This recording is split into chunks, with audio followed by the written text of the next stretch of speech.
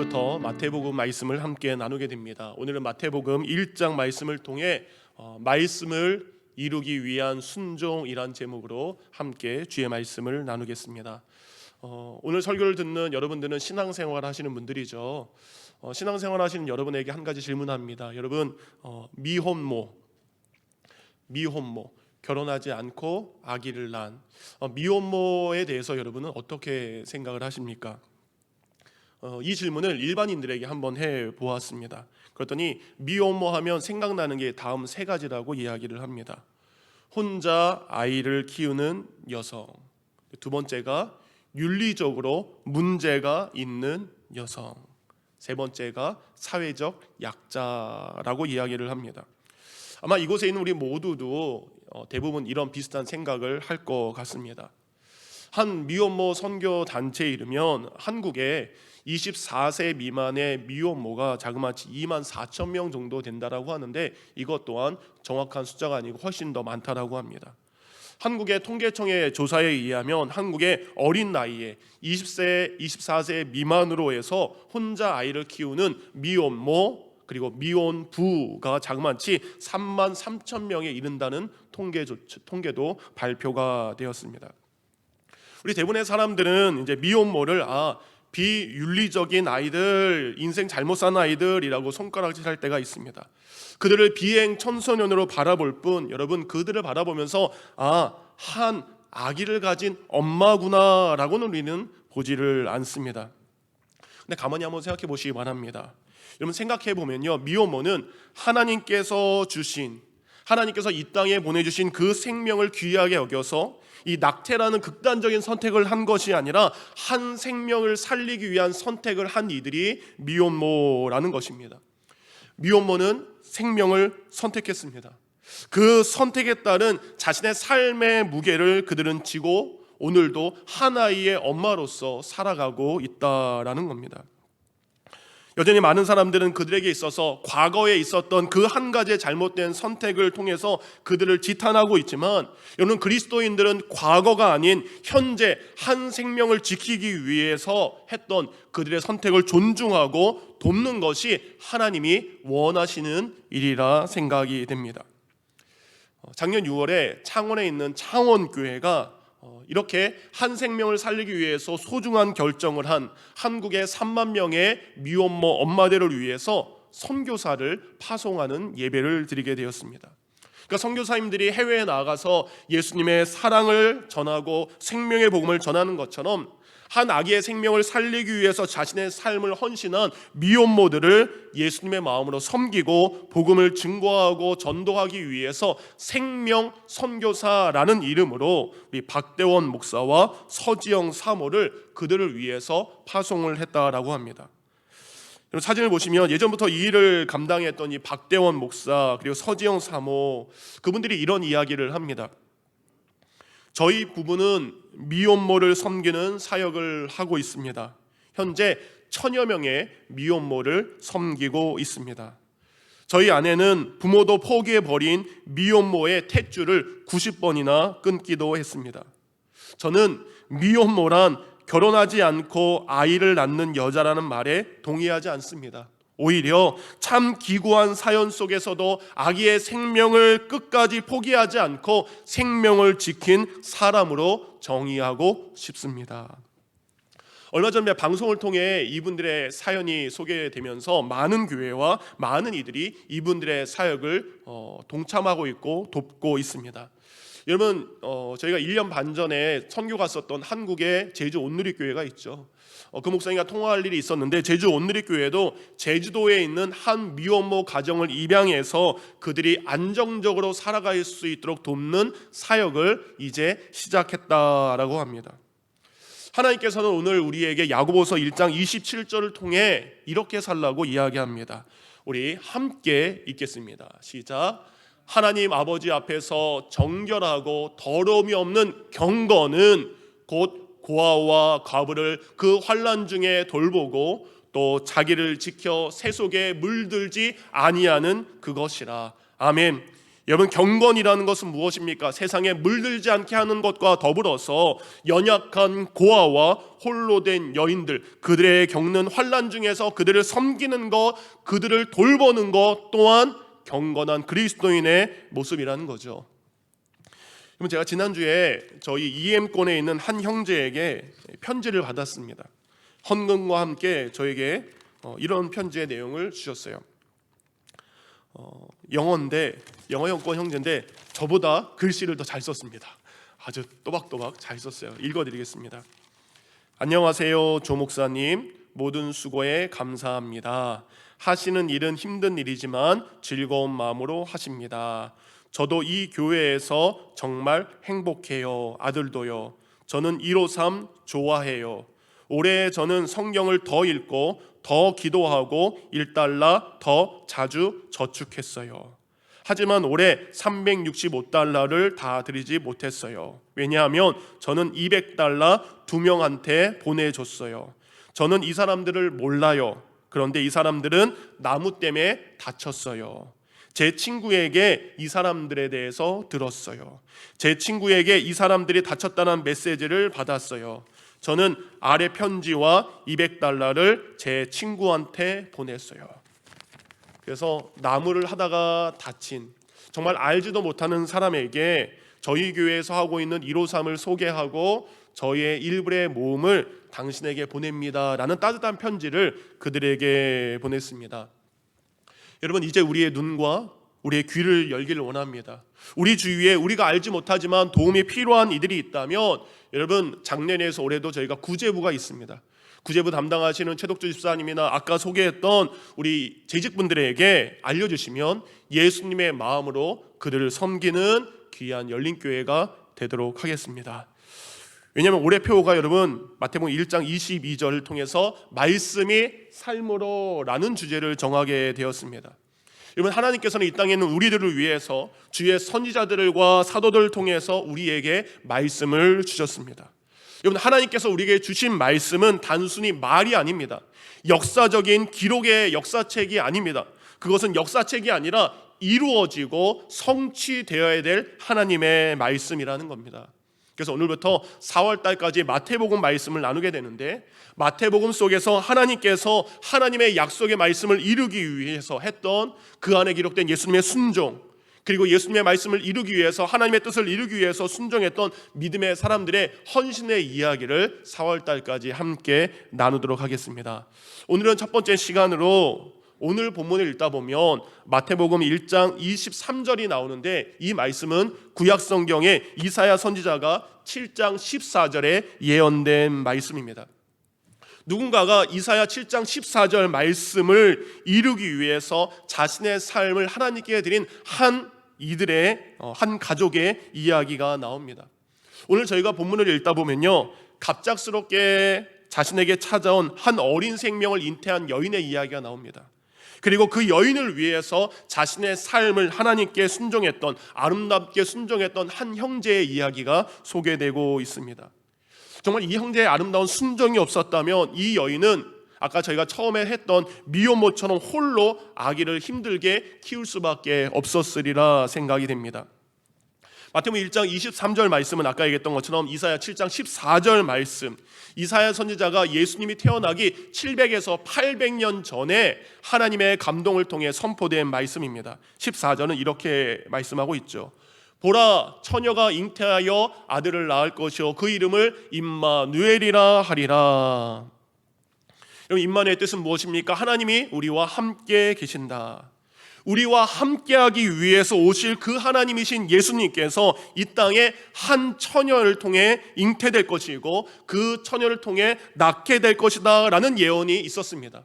그런데 오늘 드디어 마태복음 1장 25절에 이렇게 성취되었습니다. 나음의 예수라 하니라. 700에서 800년 전 낳게 될 것이다 라는 그 말씀이 드디어 오늘 나으니 예수라 하니라 라는 말씀으로 이루어진 것이 오늘 본문에 기록되어 있습니다. 근데 오늘 성경을 보면 믿음의 조상 아브라함 때부터, 그리고 이스라엘의 위대한 왕 다윗을 통해서 약속한 이 메시아의 출생은요, 수천 년을 기다렸음에도 불구하고 너무나도 그분의 오심은 조용합니다. 그분의 오심은 너무나 보잘것없어 보입니다. 게다가 여러분, 영적으로는 성령을 통한 임신이지만 세상 사람들 보기에는 어떻습니까? 미혼모의 출생처럼 부정하게 볼 수밖에 없는 임신이었다는 사실입니다. 이런 상황에도 불구하고 하나님의 약속의 사람이었던 의로운 사람 요셉, 그리고 하나님의 음성을 들었던 이 마리아의 순종을 통해 마침내 선지자 이사야에게 주신 그 하나님의 말씀은 오늘 이루어지게 됩니다. 오늘 본문 마태복음 1장 18절은 이렇게 시작됩니다. 예수 그리스도의 나심은 이러하니라. 그냥 된 것이 아니라 예수님이 태어나게 된 그 배경에 이루어진 일들을 자세하게 설명을 하고 있습니다. 18절 뒤에 이렇게 돼 있죠. 그의 어머니 마리아가 요셉과 약혼하고 동거하기 전에 성령으로 잉태된 것이 나타났더니.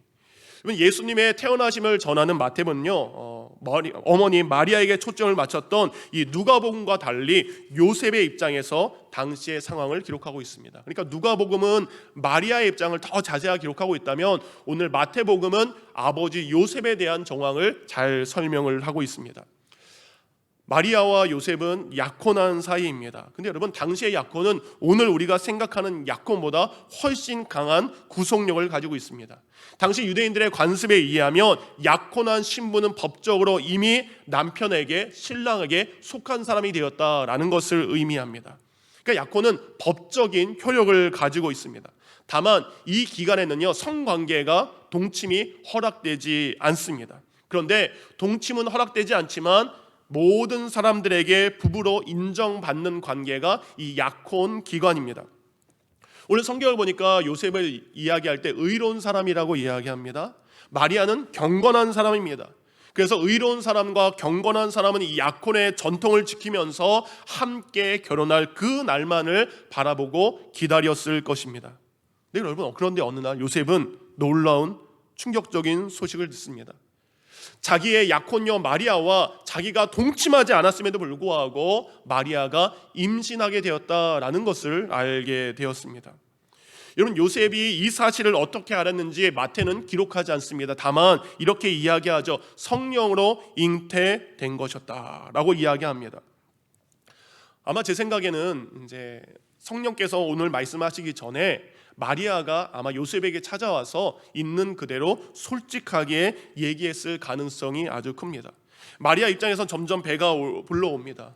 그 배를 보면서 아마 다른 사람보다 요셉에게 가장 먼저 이야기했을 것입니다. 왜냐하면 당시에 한 여인이 아기를 안전하게 낳고 키울 수 있는 방법은 약혼자 요셉의 도움이 없이는 불가능하기 때문입니다. 여러분, 자신도 처음에 받아들일 수 없는 말과 되어진 일을 약혼한 남자에게 말하는 마리아의 마음이 어땠을까요? 자기도 믿겨지지 않는 현실이었죠. 처음에는. 누가복음 1장 30절과 31절은 이렇게 이야기합니다. 천사가 이르되 마리아여 무서워하지 말라. 이게 무서운 일이라는 거죠. 내가 하나님의 은혜를 입었느니라. 그러면서 이렇게 이야기합니다. 보라, 내가 잉태하여 아들을 낳으리니 그 이름을 예수라 하라. 이 충격적인 사실을 들은 마리아는 그 말씀이 자기에게 뱃속에 이루어진 것을 느끼게 되죠. 입덧을 할 수 있고 점점 불러오는 배를 통해서 이것은 그냥 꿈에서 나타난 천사의 이야기가 아니라 이루어진 말씀이라는 것을 그는 체험하게 됩니다. 그래서 마리아는요, 천사가 자기에게 전해준 그 이야기를 요셉에게 똑같이 했으리라 생각됩니다. 어느 날 천사가 나타나서 저에게 아기가 잉태한다는 것을 말했습니다. 그래서 저는 그렇게 잉태하게 되었습니다 라고 요셉에게 말했을 겁니다. 근데 요셉의 입장에서 마리아의 말은 어떻습니까? 있는 그대로 받아들이기가 너무나 힘든 사실입니다. 평소에 마리아의 모습이 어떤지 요셉이 잘 알고 있습니다. 그래서 거짓말이라는 생각은 들지 않지만 아무리 생각해도 있을 수 없고 받아들일 수 없고 이해할 수 없는 것이 마리아를 통해서 들은 현실이라는 겁니다. 오늘 보면 19절에 보니까 요셉을 표현하는 단어가 의로운 사람 요셉이라고 이야기합니다. 여기서 여러분, 이 의롭다라고 하는 것은 헬라어로 디카이오스라는 뜻을 가지고 있습니다. 이 디카이오스는 아무 사람에게나 붙이는 것이 아니라 하나님의 율법과 계명을 바르게 지키는 사람에게 쓰는 표현입니다. 그러니까 요셉은 하나님의 율법을 잘 알고 그 율법을 철저히 지킨 사람인 것을 알 수 있습니다. 그렇다면 여러분, 요셉은 신명기 22장 23절과 24절의 율법의 말씀을 알고 있습니다. 그러면 그 말씀 그대로 마리아에게 해야 됩니다. 신명기 22장 23절 읽습니다. 제가 읽습니다. 처녀인 여자가 남자와 약혼한 후에 어떤 남자가 그를 성읍 중에서 만나 동침하면 너희는 그들을 둘 다 성읍 문으로 끌어내어 그들을 돌로 쳐 죽일 것이다. 여러분, 자신은 분명히 마리아와 동침하지 않았습니다. 그런데 마리아가 임신을 했습니다. 그렇다면 상식적으로 다른 남자와 부정한 행동을 해서 되어진 일이라고 생각할 수밖에 없습니다. 그렇다면 신명기 말씀대로 해야 됩니다. 그런데 요셉은 그렇게 하지 않습니다. 우리는 살다 보면 누군가를 통해 기분 나쁜 일이나 상처받는 일, 억울한 일이 생기면 우리는 조금 더 양보하거나 이해하려고 어떻게 하면 잘 해결할 수 있을까라는 생각을 하기보다 어떻게 하면 그 사람에게 똑같이 갚아줄 수 있을까라는 생각을 먼저 할 때가 많습니다. 요셉의 입장에서는 마리아를 미워할 수 있고 원망할 수 있지만 요셉은 고민합니다. 어떻게 이 일을 잘 해결할 수 있을까? 나를 배신한 저 여자에게 어떻게 갚아줄까라고 하는 것이 아니라 속상하지만 그래도 이 일을 어떻게 잘 마무리할 수 있을까? 요셉은 의로운 사람으로 성숙한 고민을 하기 시작합니다. 왜 그렇습니까? 여러분, 의로운 사람 요셉은요, 율법을 철저하게 지키기 위해서 사람을 정죄하고 죽이는 방식은 하나님이 기뻐하는 방식이 아니라는 것을 알았기 때문입니다. 여러분, 하나님께서 율법에 주신 의미를 요셉이 잘 알고 있습니다. 마리아를 위해서 어떻게 하는 것이 가장 좋은가 착한 고민을 하기 시작합니다. 여러분, 성경 로마서 13장 8절과 9절을 보면 하나님께서 구약 성경을 우리에게 주신 의미를 이렇게 말씀하고 있습니다. 함께 8절과 9절 있습니다. 시작. 피차 사랑의 빛 외에는 아무에게든지 아무 빚도 지지 말라. 남을 사랑하는 자는 율법을 다 이루었느니라. 간음하지 말라, 살인하지 말라, 도둑질하지 말라, 탐내지 말라 한 것과 그 외에 다른 계명이 있을지라도 내 이웃을 내 자신같이 사랑하라 하신 그 말씀 가운데 다 들었느니라. 남을 사랑하는 것이 율법을 이루는 것입니다.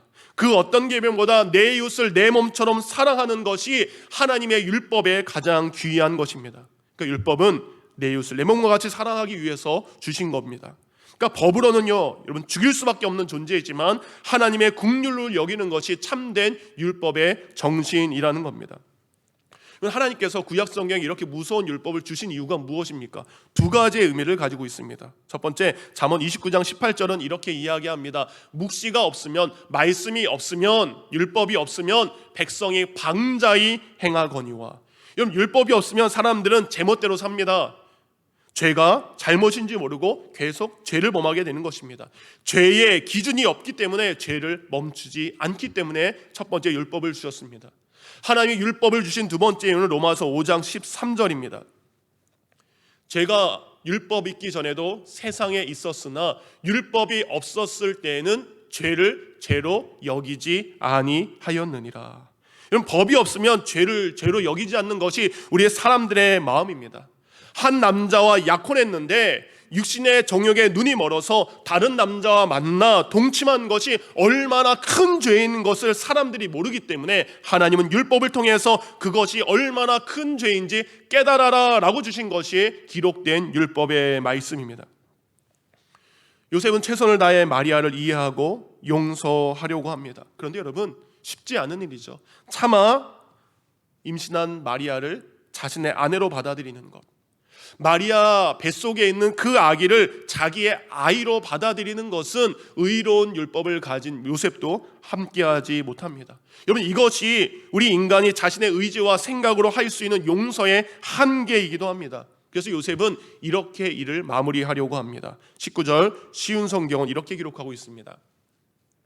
마리아의 약혼자 요셉은 사려 깊고 의로운 사람인지라. 마리아의 일이 사람들에게 알려져 그녀가 수치를 당하는 것을 원치 않았기 때문에 조용히 파혼하는 것으로 마무리 지으려고 했다. 마리아 뱃속에 있는 아기를 자신의 아이로 받아들일 수 없고 그 사실을 알려서 마리아를 공경에 빠뜨리는 것은 안 된다라고 생각을 합니다. 그래서 요셉은 고심 끝에 가만히 파혼하려고 마음을 먹습니다. 이것이 율법의 사람 요셉이 할 수 있는 마리아를 위한 최선의 방법이었습니다. 이렇게 이런저런 생각과 여러 가지 고민을 하다가 요셉이 그만 잠을 들게 됩니다. 그런데 요셉은 꿈속에서 주의 사자를 만나게 됩니다. 그리고 그의 주의 사자를 통해서 마리아에게 전해드는 이야기와 똑같은 이야기를 듣게 됩니다. 요셉아, 마리아의 뱃속에 있는 아기는 사람이 아니다. 성령을 통해 임신한 것이다. 그리고 아들을 낳으면 그 이름을 예수라 하라라는 말씀까지 똑같이 듣게 됩니다. 결국 요셉은요, 주의 사자를 통해서 이 모든 것은 사람의 실수나 사람의 잘못으로 된 것이 아니라 주께서 선지자에게 하신 말씀을 이루기 위한 일인 것을 그는 깨닫게 됩니다. 22절입니다. 이 모든 일이 된 것은 주께서 선지자로 하신 말씀을 이루려 하심이라. 그러니까 이 일은 사람의 일이 아니라 하나님의 일인 것을 알게 됩니다. 하나님의 뜻이라는 것을 드디어 요셉은 깨닫게 됩니다. 근데 여러분, 큰 문제가 있습니다. 24절입니다. 24절에 요셉이 잠에서 깨어 일어나. 여러분, 주의 사자를 만난 것, 그리고 마리아가 성령으로 잉태되었다라는 것, 마리아 뱃속에 있는 그 아기가 구주 예수 그리스도라는 것을 여러분 무엇을 통해 알게 된 것입니까? 이 모든 것은요, 꿈속에서 알게 된 거예요. 그가 이렇게 가만히 있었을 때 아니라 꿈속에서 그가 보고 들은 내용입니다. 이런 식으로 우리는 꿈을 통해 별의별 체험을 다 할 수 있습니다. 꿈을 통해 하늘을 날 수도 있습니다. 우리는 꿈을 통해서 왕이 될 수도 있고요, 부자가 될 수도 있고요, 옛날에 있었던 사람들을 만날 수 있고, 천사도 볼 수 있고요, 여러분 귀신도 볼 수 있습니다. 여러분 꿈에서는 안 되는 일이 없다라는 겁니다. 요셉도 마찬가지입니다. 이 모든 것을 보고 들은 것은 그가 꿈속에서 보고 들은 것입니다. 이제 그 꿈이 깼어요.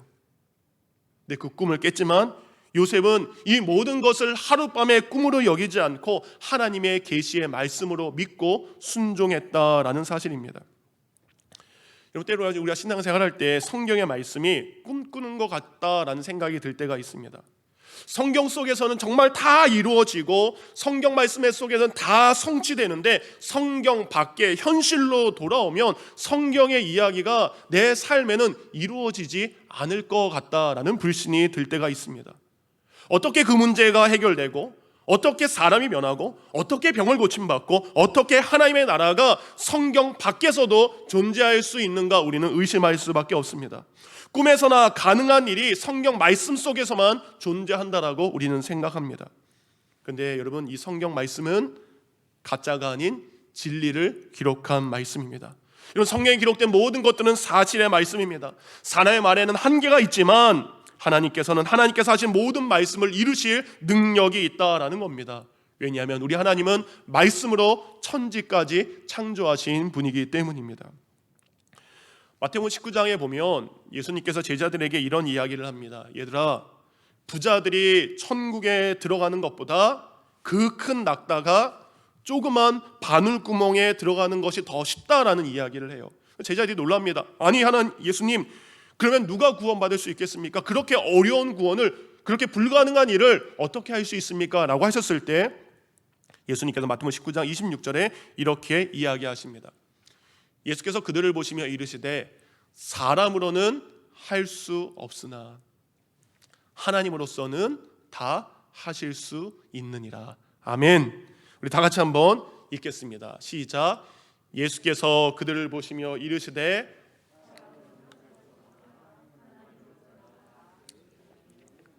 아멘. 낙타가 바늘구멍에 들어가는 것보다 어려운 것이 부자들이 구원을 받는 것인데 사람은 못하지만 하나님은 하실 수 있다라는 말씀입니다. 요셉은 믿을 수 없는 이 모든 일이 그저 꿈을 꾼 것이 아니라 하나님으로부터 되어졌다는 것을 깨닫고 꿈에서 깨어난 후에 여전히 주의 말씀을 읽고 주의 사자가 자신에게 명령한 대로 그대로 순종합니다. 24절과 25절입니다. 요셉이 잠에서 깨어 일어나 주의 사자가 분부대로 행하여 그의 아내를 데려왔으나 아들 낳기까지 동침하지 아니하더니 나음의 이름을 예수라 하니라. 아멘. 이렇게 요셉은 하나님의 말씀에 순종함으로 마리아를 데려오고 아들을 낳기까지 동침하지 않으면서 끝까지 하나님의 말씀을 이룬 믿음의 사람인 것을 우리는 알 수 있습니다. 오늘 요셉의 순종이 아름다운 이유가 무엇입니까? 여러분, 이 모든 일은 하나님께서 선지자를 통해서 이루려 하심이라, 이 사실을 안 사람은 누구예요? 요셉과 마리아밖에 없습니다. 여러분, 아직 세상 사람들은 이것이 성령으로 되어온 것을 받을 수도 없고 이해할 수도 없습니다.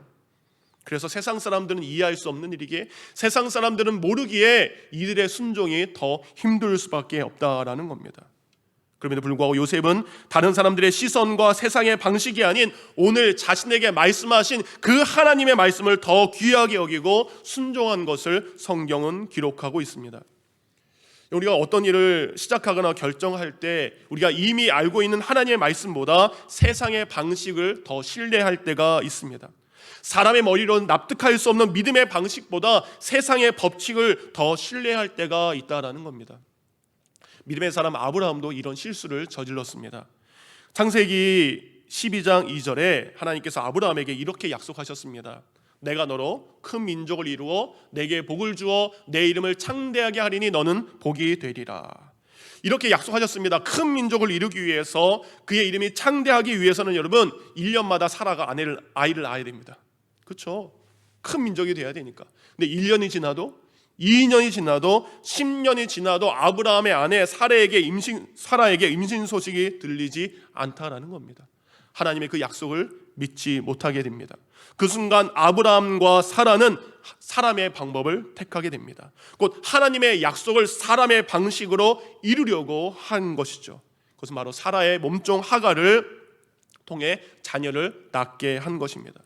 그들은 성공한 것 같습니다. 왜냐하면 하갈이 아들 이스마엘을 아브라함의 씨를 통해 낳았기 때문입니다.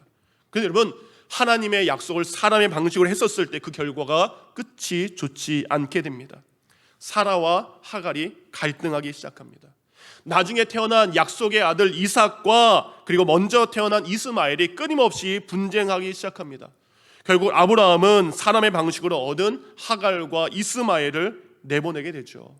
그래서 지금도 아브라함과 이삭의 후예는 유대인들이죠. 그리고 쫓겨난 이스마엘의 후예는 물슬림 사람들이라고 보통 이야기하죠. 그들은 지금까지 갈등하고 있는 거 보면 사람의 방식은 하나님의 뜻을 결코 이룰 수 없고 실패와 절망만이 있을 뿐입니다. 작년에 이어서 2021년에도 말씀 순종 153을 여러분이 계속 말씀을 드리고 있습니다. 하루 1분의 나눔과 하루 5분의 중보기도와 하루 3장의 성령 말씀, 때로는 이게 내 신앙생활에 얼마나 큰 도움이 될까, 정말 도움이 될까라는 생각을 해보신 적 있으십니까? 여러분, 153 말씀 순종이 굉장히 쉽고 작은 일이어서 내 신앙생활에 큰 도움이 될지 않을 것 같다라는 생각이 들 때 있지 않습니까? 하지만 그게 아니라는 겁니다. 마태복음 1장 22절에 이루려 하심이라라는 이 단어는 헬라어로 플레로라는 단어입니다. 이 플레로라는 것은 채우다, 가득하게 하다, 완성하다라는 의미를 가지고 있습니다.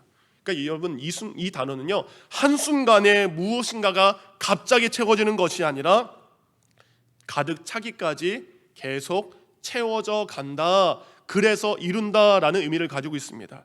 마치 여러분, 가나 혼인잔치에 포도주가 떨어졌을 때 예수님이 하인들을 통해서 항아리에다 물을 갖다 부어라. 처음에 요만큼 찼겠죠.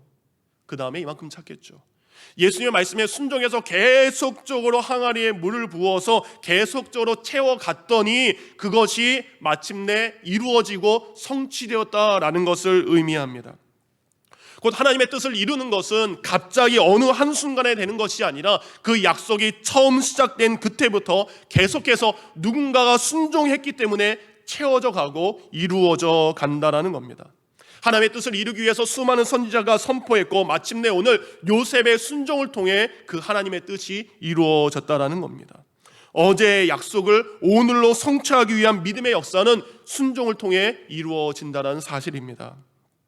정말 작지만 말씀 중심으로 살기 위해서 하루 3장의 말씀으로 내 삶을 채워가는 것, 기도 중심으로 살기 위해서 하루 5분이라도 다른 사람을 위해서 중보 기도하는 우리의 삶, 섬김 중심으로 살기 위해서 하루에 1분이라도 나눌 때 그 나눔이 커져가는 것입니다. 그 기도가 채워져 가는 것입니다. 그래서 마침내 그 말씀이 이루어지는 줄 믿습니다. 오늘 마침내 요셉이 하나님의 주신 말씀을 이루기 위해서 순종했던 것처럼 여러분에게 있어서 매일매일 그 순종의 말씀을 기도와 섬김과 나눔으로 채워가서 하나님의 뜻을 이뤄가는 귀한 성도가 되기를 주님의 이름으로 축원합니다.